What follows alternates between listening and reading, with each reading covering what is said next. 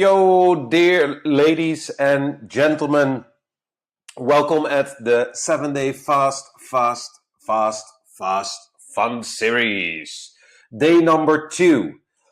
Raising capital is like dating your love. Now, of course, I don't need the introduction. We have introduced this 7 day fun fast series to really deliver new ideas and insights for all of you founders to have more tools to play with, to put fundraising in another daylight. It's been seen as something scary, right? And in this 7 day fast series, my goal was really in less than 7 days to provide you a framework of thinking. And that goes all the way from the fundraise journey explained on day 1, where you have more like a holistic overview. And then in day 2, today, we are going to really use a framework, right? Use a way of thinking how fundraising can actually be something very easy. So I would like to walk you through this, but before that, maybe also a little bit about myself. As you have most likely read somewhere or otherwise heard or otherwise see in the press, wherever you have encountered the stories, I started my journey in Jakarta, Indonesia. And when I started raising funds, trust me, I was at the same position where you were most likely right now. And I didn't have a fucking clue how everything could work for me. And I started just doing things on what I have been reading online, what I have been checking out, what I have been hearing from some friends that haven't raised cash. And I started knocking all of these doors from all of these investors. Actually, only to walk into the problem that I faced more rejections, lost a shitload of cash, and at the same time as well, created a situation for myself where money was just drying up.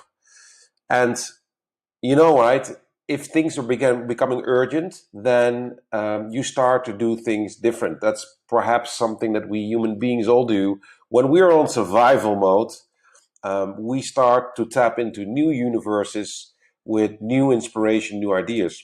So therefore, I started to compare raising capital with dating, which was something that I was pretty good at, right? And I found out that a lot of this process has a lot in common. And once I started to understand that, and a little bit inspired by something super wrong, which was a book of Neil Strauss, I have read a few pages out of that, and then I put it away. But once I then really wanted to understand how everything is being done and how dating would relate to raising capital, I read the whole book in like 2 days, I guess. And I saw so many things and I started to implement it. And that was the moment where everything really started changing. And that's why I'm also a big advocate and make additional time free in my days to help founders just like you to get their ideas in the world, because it doesn't need to be that complicated. Of course, it's not easy. But anyway, so that was a little bit of my story and the reason why I wanted to add this to the 7 day Fun Fast series. So let's before we go into the comparison over some fundamentals, right? Okay, we are raising the capital for our launch, our growth, our scale, or even IPO, right? IPO is something that we maybe strive for or not. IPOs also need cash before they enter the public markets. And if the best method actually to raise capital is for our growth or our scale, because that is the moment where our business is validated, where we want to really, use the capital for growth.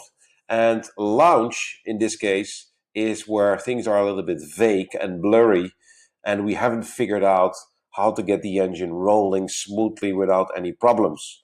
But I can tell you is that once you raise the capital, and you need to give away the equity, being very mindful about what you're giving away in the start on equity is crucial for the future. So if you give away too much in the start, then it becomes a problem, because in your next round, if you need one, then you get way and way and way less equity. And I see it also with other students in our accelerator. A lot of times they have been joining, have raised a small angel round, and this hungry angel is literally asking these guys for 30-40%. And that's like a ticket to doomland. And then I jump in as a mediator to restructure their round in order to make them investable. So a key message here for your launch phase and equity that you give away, be mindful. But what we will learn here is that the launch phase will also provide you an opportunity to also de-risk the opportunity.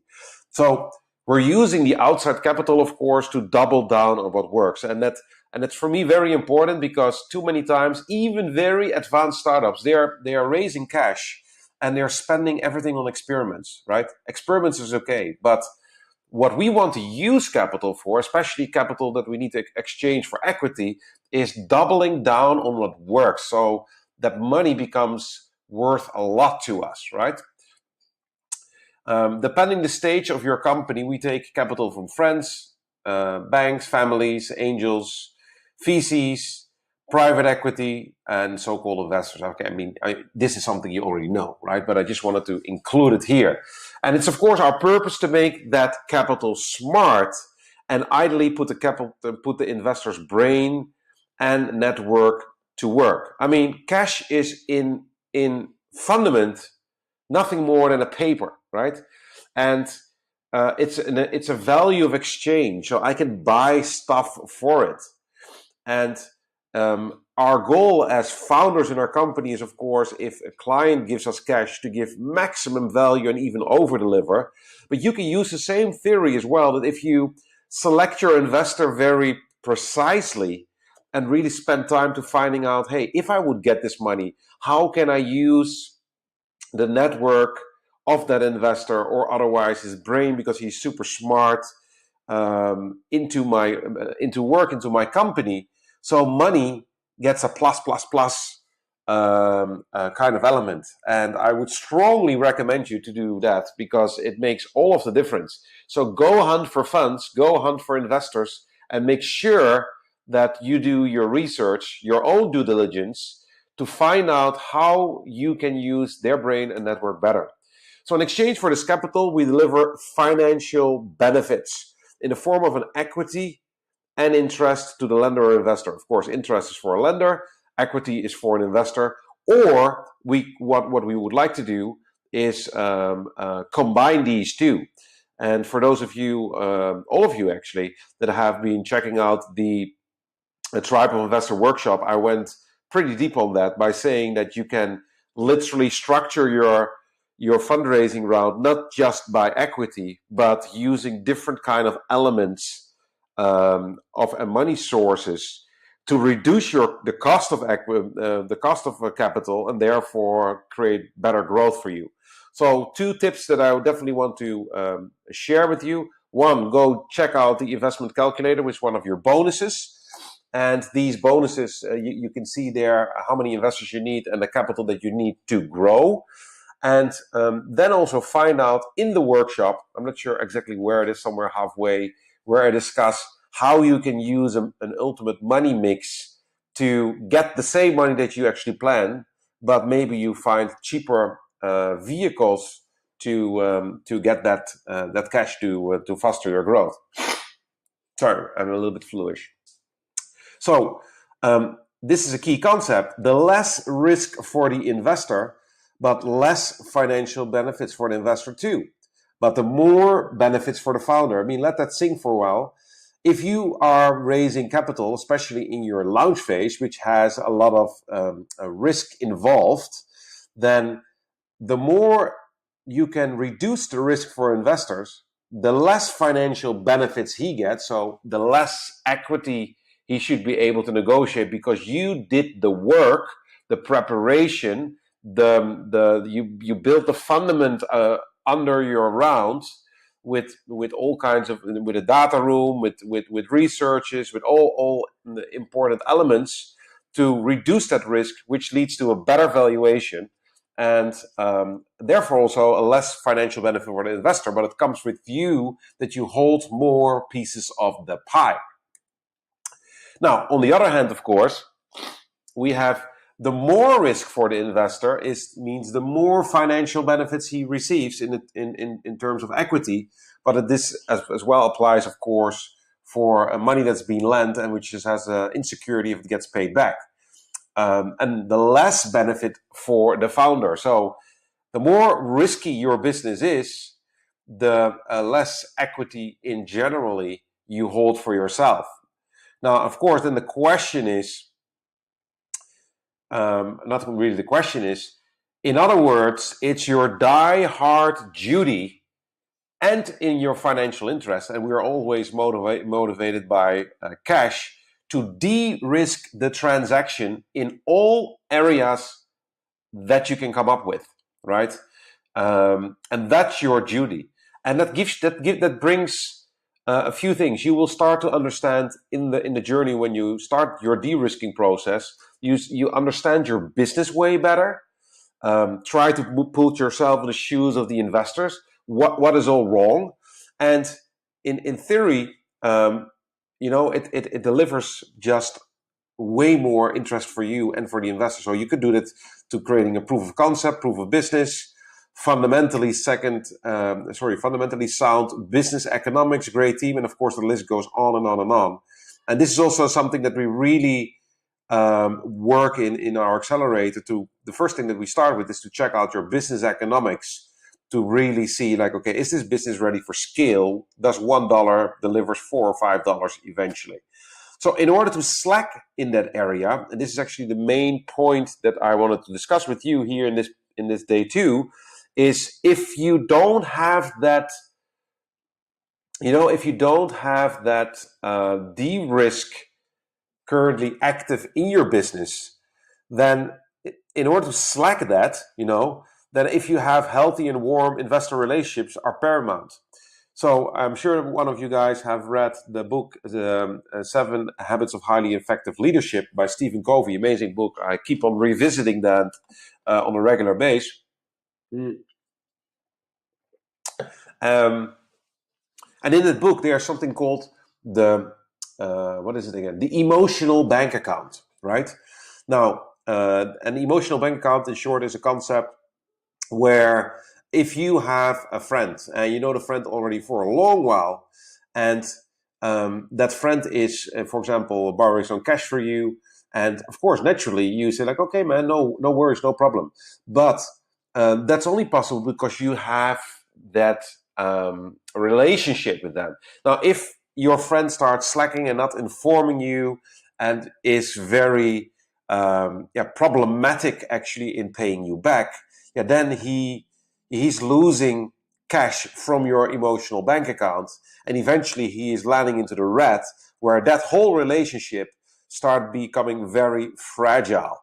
Now, the concept here, the main takeaway is that the more you spend time on warming up your relationships with your investor, is that even if your business is not super duper, you still have the opportunity to walk away. So key concept, warm investor relationship, and that's why we are working so much in preparing everything and sprinkling our authority checks all over our fundraising journey. So you can imagine, the more frequently you raise the capital, because the relationship is there, the easier this becomes. So for example, if I'm raising capital right now, it doesn't cost me more than a few phone calls and a good pitch deck and my background in order to raise that. So that's the trust level, right? So the key concept here for you to understand is that fundraising is not a one-time activity. Even if you have raised your cash, you want to maintain and grow your investor relationship with everyone.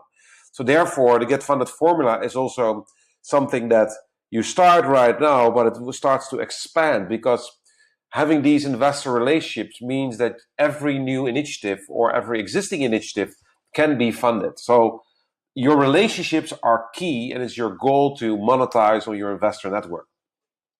So for first and second time capital raisers, especially in the launch phase or in the early seed stage, raising capital, of course, is stressful, daunting, overwhelming, super time consuming by times. And that's mainly because we all do what we think is best. And we have as well discussed this in day one of the Fund Fast series, is that if you do what you think is best, that will not always serve you. And if you run the web famous playbook with all of the tons of blogs out there, that will not always serve you. Now, of course, there's a lot of valuable information, right? So if you want to do something, just pick a book. I mean, the information that you need to pay for is paid, and the book is providing you these details. Because many people online don't dare to share the nitty-gritty details, how it's being done, right? And I'm trying to make an attempt here for you. I hope you love it, to make this an easier journey by revealing how this is being done. So the secret is, the key component is to building an investor relationship. But what then happens, right, when working on your investor relationship? So I just want to tell you, if you decide today to build those investor relationships, though it's very tempting to start straight away to knock all of these doors and straight away ask for money and straight away raise capital, but I will strongly recommend you, it's almost better to reduce your cash outflow a little bit and get this preparation done and spend on creating that relationship. Because let me tell you, what does this do for you? First of all, if that relationship is there, it improves natural conversations with your investor that leads to you feeling more connected and confident. So that whole stress factor, like, oh shit, it really needs to happen right now. Because of your relationship, everything runs more smooth. Smooth, baby. The second part is the healthy investor feedback. So the relationship is there, just like a friend. You're not going to be very cold and distant with your friend, right? But in contrast, if your relationship is there, yeah, a friend will give you great feedback. And I'm not saying that all of the investors need to be your friends, but if you treat people in a human way, and you have that relationship, that you're sincere, that allows you to take advice from him or her and implement these improvements and recommendations. Now, and that by itself will buy you a ticket to connect again with your investor, right? You can imagine, if you ask for advice, you can later on follow up with the advice. Hey, thank you very much for implementing this and for giving me this advice. It works a lot to me. New contact moment is a moment for you to convince him or her. Improvement investor interest in your business. Now, that's very logical, of course, because if you have better relationships, there's more interest. This will lead to get your round easier oversubscribed. And I cannot tell you how excited I am, because later on in the 7-day Fund Fast series, we're going to talk about that. And that's how I run my show. I engineer everything, and then we're running it in an oversubscribed version. Super exciting. This is what hardly anyone is doing, but this is one of the components to get your round funded. So, of course, better relationships lead to better funding and deal terms. So with deal terms, I mean, if you're going to negotiate the valuation, the equity, what you're giving away, liquidation preferences, lock-in periods, all that kind of stuff, when sealing deal, that ensures you to keep more equity. More important is, relationships allow you, even if you don't raise funds from someone, to tap into someone's network. I always like it when I sit down with people and we start discussing the opportunities and each other's business, that in this conversation, there's always, when you ask, a moment that someone else can open up a door for you that can literally, if you didn't expect it, overnight boost your business to a whole other direction. So the key word is, a lot of times Your net wealth comes from your net work, right? So key concept to understand, your net wealth comes from your net work. So you can see spending time structuring your fundraising well will pay off big time in a better, more valuable and healthy business. Now, important question. Why on God's planet Earth hardly any founder or business owner spends time on building this relationship? I got that, right? But maybe it's because you are running out of cash, you want to speed up things. The key concept that I want to deliver here is start today and be a champion tomorrow. Start today and be a champion tomorrow. Or, one of my favorite quotes right now, you have been hearing this, is, sweat more in training and shed less blood in war. Very key concept. So, and this is truly what I believe in. I strongly believe, even for a mediocre company, that every business can attract funding. So that should comfort you, right? And that is possible when the founder is open to reflect, redesign what is not working, and iterate that straight away in the process. Don't go for perfection, be an implementer and fix things. So fixing things. And many times when we are having our calls with my clients or otherwise in the accelerator, we're fixing the business. We are checking out what we can do in order to make the business a more healthy one and therefore more sexy, hot, and wanted.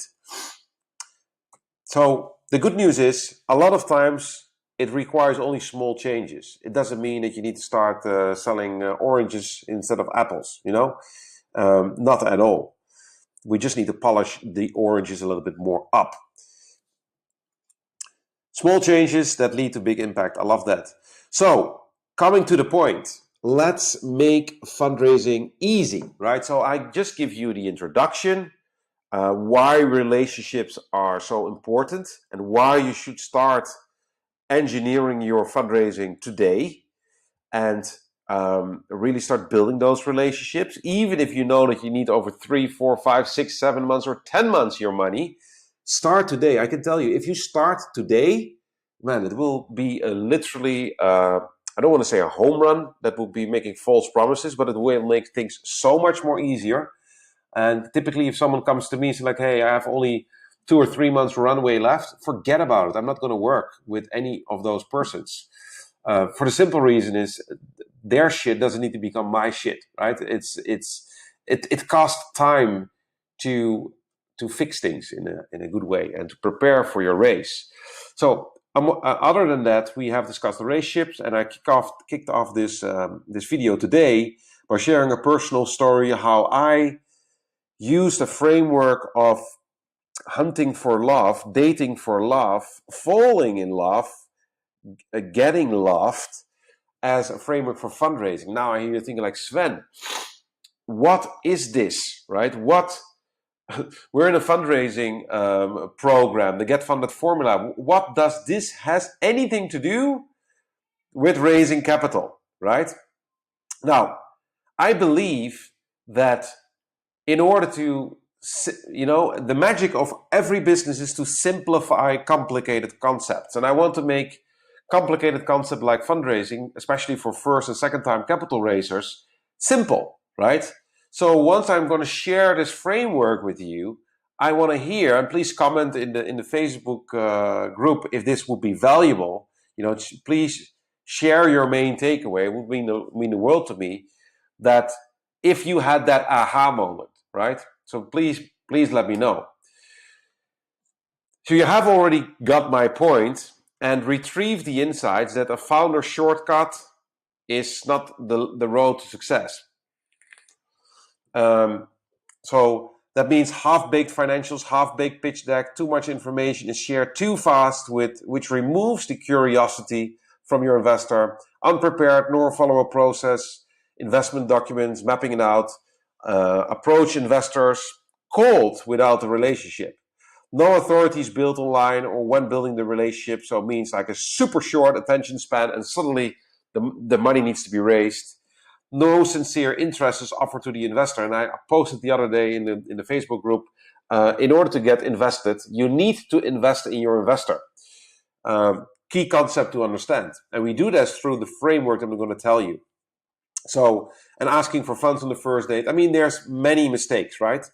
But all of these two things, half-baked financials, the whole list where I just walk you through, this leads that you will have no room for failure. Now, what if I can give you a method, and I have already shared it a little bit with you, that you can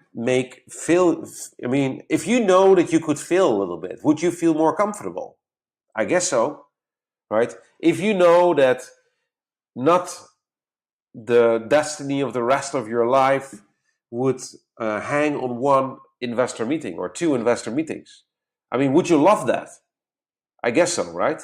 So let's make it easier. And the worst thing is that because of all of these failures that are being processed in the fundraising process, you think you're a failure yourself after being rejected 30 times. But coming back to my previous statement, I believe that every startup can attract an investor if you are able to fix your business. So that you get rejected doesn't need to mean that it's all about your startup. No, you follow the wrong process. And let me just put the hand reach here, because that's of course what I would love. If you're very serious about raising capital and you want to be serious, make the decision to, for example, jump to check our accelerator video, so you see what we have in the accelerator, what could work for you as well. No strings attached, but that will help you significantly in order to get success, right? Small investment, maximum upside. So, fundraising is scary, overwhelming, it's all stress. But what, of course, I tell you is if fundraising could feel natural and easy, and is something that you can understand better, thus lead better, right? So the big concept here that you want to understand is, did you know that raising capital is like dating? And I love it. So before we go to the next slides and points that I want to address, let me first take a sip of my drink. As I mentioned, my apologies, I'm a little bit fluish, but I just want to be myself here. I'm not going to wait another week to that get to be resolved, right? So before we go to the next slide, right, I want you to put in your mind that moment where you fell in love or started dating with your current husband, boyfriend, wife, girlfriend. Do you still remember that moment where you were super excited and that someone literally stole your heart? And then you needed to do all of this work in order to go from you didn't know each other all the way to jumping in bed, all the way to even getting a formal relationship, or even is the case that you're jumping into a marriage. And worst, of course, divorce, but we're not focusing on that. But I just want to quickly stop here. If people are getting divorced, it means they haven't maintained a relationship properly, right? If it doesn't work out with your investor, eventually you split together, it means the relationship has not been fostered and maintained. So with that specific thought, imagine put your favorite love in your brain. Let it be a guy or a woman, whatever is applicable to you, and try to remember that first moment where you wanted to get his or her attention. Now, of course, within the Get Funded formula, we recognize 6 crucial steps that we can manage within the 60 or 90 days. So if we are raising funds, We always try to close it between 60 to 90 days. Of course, it can take sometimes a little bit longer. And it is, like discussed in day one of fundraising journey, it's about skilling up, getting all of the necessary intel that you need so you become more confident and a better deal maker, to say it like that. The second stage, of course, that you need to prep up, so you prepare, map out your fundraising, your investors, the money that you need, the data rooms, the decks, investment updates, your authority, everything. And then you start seeding the round, seeding your business, sprinkling, and I call it seed because we're seeding online and everywhere around us that we are thinking of raising cash, right? And then the moment comes that we start campaigning. So we're really going to campaign and talk with these investors. And then once we have the sufficient amount of interest, we're going to raise and then close and then maintain. Now, are you ready? So in this specific example, we're going to focus not on the first two, but specifically on the seed, campaign, raise, and close. Seed is flirting.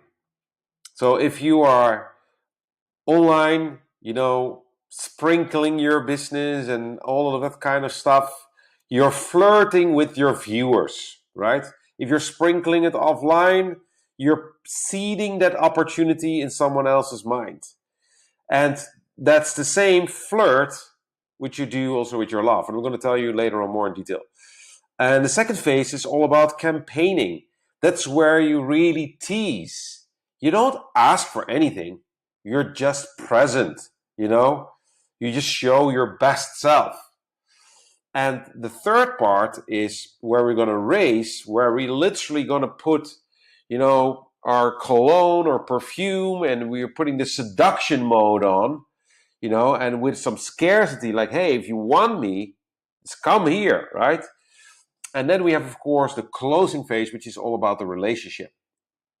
Now, I made some comparisons for you, right? And of course, this list can be endless, but I just want to quickly go back and forth. So you see on the left side, dating for love, and on the right side, raising capital. I just told you, flirting. So if you flirt with the person that you love, that's the same like when we are seeding the opportunity. So your social media profile is your company website. So if you have an Instagram profile and you're flirting, of course you want to make sure that looks very nice, right? That it looks compelling. Do you have a compelling website, right? Are all of your social media handles very compelling? Now, and if you like a person, and you want to send a friend request, we have all done that, right? If we are excited about someone.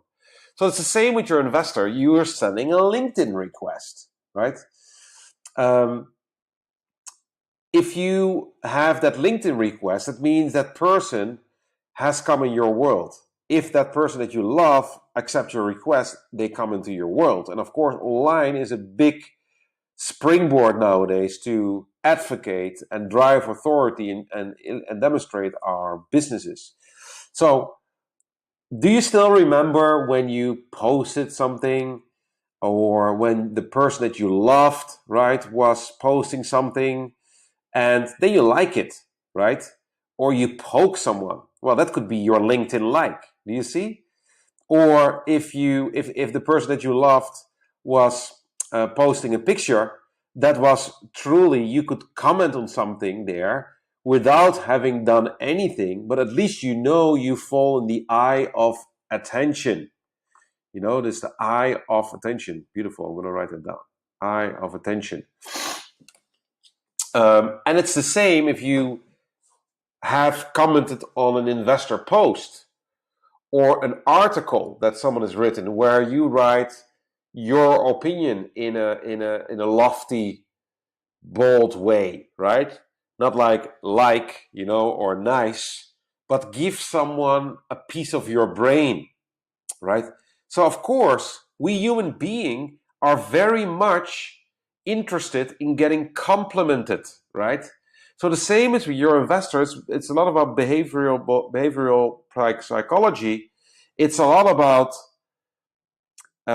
being sincere. And if someone gets a like, everybody checks their like, right? And everybody checks their comments. Then you have learned by now that we use authority checks. That's more like the glue in our fundraising to build more trust, to build more confidence, to de-risk the opportunity. So let's say you want to grab the attention from the one that you love. You know that you have been sharing pictures, sharing moments, sharing WhatsApp messages, what you're doing, all of the kind of stuff. It's the same as share regularly your press releases, share partnerships, share new hires, share investment updates. Guys, do you see what's happening here, right? It's fostering the relationship. That's what I mean with get invested. In order to get invested, you need to invest in your investor as well. Now we go to the next step. So let's say we have done that seeding online, right? We have posted these things online on our website, the partnerships that we have, we have searched into the press. Then you know that moment where you drop someone, where you go from the moment of commenting on someone's picture, you think like, okay, now the time is ripe, yeah, and you suddenly drop an intro message into someone's Instagram or on Facebook or an email. That's the same where you drop your elevator pitch in LinkedIn email. Now, let me say one thing that is very important. And let's make it fun. Yeah, this needs to be fun. You know, there's a lot of times the girls are complaining, which is 100% truth and valuable, that crazy idiots are sending them crazy, disgusting messages, what they all want to do with that woman, right? And that's the same. You know, it's improper. Who does that, right? So that's the same. Like if you're an investor, if you give this whole list of who you are, do you think that someone who just doesn't know you is going to check on that? No, right? If you're asking for $500,000 or $1 million in the first message, why do you want to put all of that suddenly on the table, right? That's not how you build a relationship. Then we're going to the next step, is asking for a phone number or WhatsApp, right? That's the same if you ask your investor after you drip that, after you drop that through the present, after you dropped your elevator pitch, you're asking for the email contacts. You want to follow up. You see that your funnel becomes bigger and bigger. Then you invite someone who you love for a bar date, very casually, or a coffee date, so you can always walk away. Maybe you bring even your friend.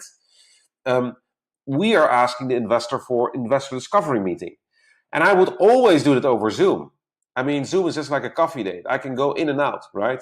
I'm not wasting my time for an hour. I go in and out. Checking someone's social media profile, yeah, how they look, is the same like your investment teaser, right? It is giving a holistic bird's view overview of your opportunity, but checking the social media profile is the same. Now, other points here is, for example, if you are teasing someone, could be kind reminders. You know, you are reminding someone about the bar date that you're having. Well, those are follow-ups that you send before the meeting. And if you want to know more about this, definitely pick up our Investor Reach product, which is available in the membership area. And there I will teach you exactly how to convert your hot list of investors into big bang meetings using the right strategies. And you will get all of these emails, all of the stuff is all included. Or if you say, for example, hey, I really like you, right? That could be the same, like, hey, I would love to work with you. So you're testing the water. You're not saying, hey, I'm marrying you. No. Or let's have sex together. No. You know, it's like, I love to work with you. You know, could this be something for you? A lot of times we date for love as well. At a certain moment, we want to have validation, right? We meet their friends. And that's the same. It's like you're meeting the analyst and the associates first. Those are the people within the investment firm, if it's a professional investment firm, who are scanning opportunities. Is this valuable, right? Do you see how this all ties up together? Again, back to the authority checks, which we use to build confidence. Meet their friends. It's the same like you share client reviews. Client reviews, like how people are seeing your service, right? It's as well like, let's say you have had this bar date and everything goes nice, and you start building this relationship, you're sharing more moments. That's where you share all of your milestones, your developments with this investor. You constantly feed the relationship. So it's about feeding the relationship. A thoughtful gift. I mean, this is something nice, but why not if you meet the investor and you have a small little box that represents your business? Send a thoughtful message like a company T-shirt, right? Or be very provocative. Investor in that company, you send that T-shirt. Wanna be investor in, cool shirt. I did that, by the way, once. That's why I'm mentioning it. Giving a T-shirt, wanna be investor in. And even if the investor doesn't invest, it's a wannabe investor. Or if he invests and he's wearing it, then he can talk with his other people. But anyway, that's just a little fun note here. So once that is all being done, so we see that the relationship is really warmed up, right? Then it's all about we have sufficient commitment. We know really that this is something that we would like to persuade later on. Then we're going into the raise phase. And that's the seduction. Now you're gonna show who you really are. So the follow-up dinner dates is the same like your investor raise meeting. And please don't confuse the investor discovery meeting with an investor raise meeting. Your life stories that you tell during these dates is the same like your pitch deck, right? Do you want to, if you're telling a boring life story, then someone is out of there. If your pitch deck looks like a library or an encyclopedia, or is that not compelling, right? Then the chances that your message doesn't get delivered properly. And again, once we go to the next level, we can send flowers to thank for the nice date. It's more applicable for the guys. Or we send, for example, the frequently asked questions to investor. We send the data room. We send latest traction reports. We send scorecards, all of that stuff. Now, and then we're arriving at the closing stage. And I personally love this because if you're in the closing stage, that means that you're talking with the big boss and with the legal team. So I call this meet the parents, right? I mean, if you're so advanced in your relationship, on a certain moment you need to start connecting and talking with the parents before you get the blessing of their parents, so you can date or even marry if that's your idea. So guys, do you see how this all ties together? And I realized maybe I should create it a bit more visual. But hey, you have paid $27. I think you already have extremely a lot of value that you're getting from here. So let's continue this conversation in the Facebook group. If you have some questions about this, I will work this more out. And this truly makes a lot of sense. So I want to leave this day 2 of the Fun Fast series with 3 questions. If you know this, that relationships is important, right? If you know that there is a comparison between dating and raising capital, ask yourself, how would you seduce someone that you love? Yeah? How would you seduce someone that you love? Are you straight away going to say, hey, jump in bed with me? Of course not. Jumping in bed is the same as asking for money straight away. Or how would someone in love with you can win your heart? What activities are needed so you will give your heart to someone else? Yeah? Think about that. And these are serious questions. I really want you to stop the video and write them down. Try to envision the process in your mind. And then, the last question is, knowing the answers on those two questions, then how can you seduce your investor? And what elements can you all sprinkle through your fundraising to grow the excitement that the investor has in you? Now, I hope this was exactly, I see 45 minutes. I hope this was a 45 minutes well spent for you, and that you can really, really enjoy it and find it all out and be happy with it. And I hope that you are jumping into the weekend or into your week, depending when you are checking this out, that this, gives you insights to think and to reflect and iterate on yourself and to redesign your strategies.